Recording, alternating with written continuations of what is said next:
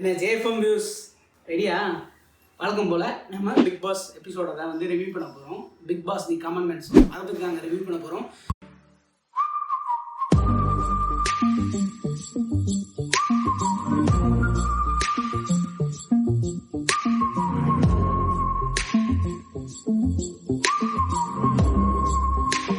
இன்னைக்கு எந்த எபிசோட வந்து ரிவ்யூ பண்ண போகிறோம் பார்த்தீங்கன்னா எபிசோட் நம்பர் 7 அதுதான் வந்து ரிவ்யூ பண்ண போகிறோம்.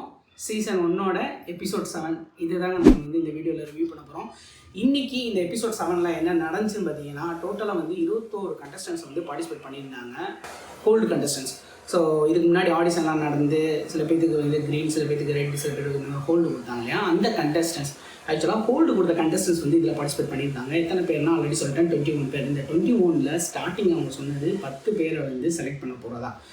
அதுக்கப்புறம் கொஞ்சம் நேரம் கழித்து அவங்க சொன்னது ஃபைனல், அவங்க சொன்னது 5 பேர்த்தை வந்து நாங்கள் செலக்ட் பண்ண போகிறோம் அப்படின்னு சொல்லிட்டு கடைசியாக எத்தனை பேரை செலக்ட் பண்ணாங்க அப்படின்றத உங்களுக்கு இந்த வீடியோ லாஸ்ட்டாக சொல்கிறேன்.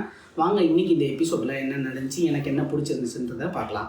இந்த எபிசோட் வந்து எப்படி இருந்துச்சுன்னு பார்த்தீங்கன்னா கண்டஸ்டன்ஸ்க்கு ஒரு டாஸ்க் வச்சாங்க. என்ன டாஸ்க்னா அவங்களுக்கு வந்து சில கொஸ்டின் பேப்பர்ஸ் வந்து இஷ்யூ பண்ணி, என்னன்னு தெரிலங்க வீடியோ எடுக்கும்போது ஸ்டோரேஜ் ஃபுல்லாக ஆயிடுச்சு. சரி ஓகே, இப்போ நம்ம வந்து என்ன பார்த்துட்டு இருந்தோம், இந்த கண்டஸ்டன்ஸ் வந்து கூப்பிட்டாங்க இல்லையா, ஆக்சுவலாக அவங்கள சில கொஸ்டின்ஸ் வந்து அவங்க வச்சுருந்தாங்க. அந்த கொஸ்டின்ஸ்க்கு வந்து ஆன்சர் எழுதணும். இப்போது இவங்க வந்து ஆன்சர் எழுதி அதை வச்சு இவங்க வந்து போய் சொல்லணும். ஆக்சுவலாக இந்த கண்டஸ்டன்ஸ் எல்லாம் அவங்களோட ஆன்சர்ஸை வந்து கொடுத்துருந்தாங்க.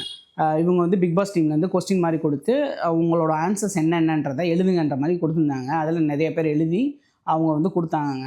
ஸோ அப்படி கொடுக்கும்போது ஒரு கண்டஸ்டன்ஸ் வந்து வரணும், வந்து அவங்க கொஸ்டினுக்கு வந்து ஏன் அந்த ஆன்சரை எழுதுனாங்கன்றதை எக்ஸ்பிளைன் பண்ணணும். ஸோ ஆப்போசிட் சைட்லேருந்து மீன்ஸ் மித்த கண்டஸ்டன்ஸ் வந்து கொஸ்டின்ஸ் ரைஸ் பண்ணுவாங்க. ஏன் நீங்கள் இந்த ஆன்சர் எழுதுனீங்க, நீங்கள் உண்மையிலுமே இதுக்கு வந்து குவாலிஃபைடான ஆளா இல்லையான்ற மாதிரி அவங்க வந்து கொஸ்டின் ரைஸ் பண்ணுவாங்க. இந்த மாதிரி தான் இன்றைக்கி வந்து எபிசோட் வந்து போச்சு. அதில்